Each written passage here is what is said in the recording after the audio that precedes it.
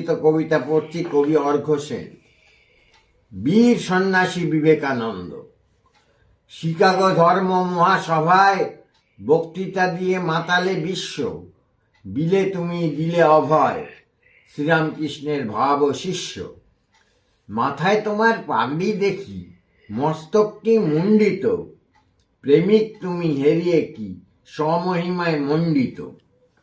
মাথা ঢাকো উষ্ণিসে, সাধক তুমি তুষ্ণিসে, ভাতা ভগিনী সম্ভাষণে দিলে তুমি ভাষণ গো, লবিলে সেরা আসন গো।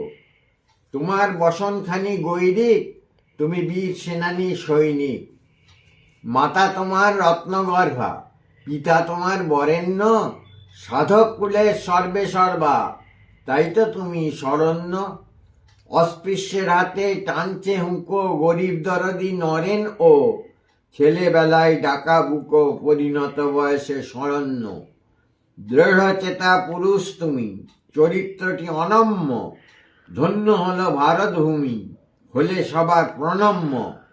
জাতির তুমি অঙ্গীকার, নয়নাভিরাম ভঙ্গিকার। নমস্কার।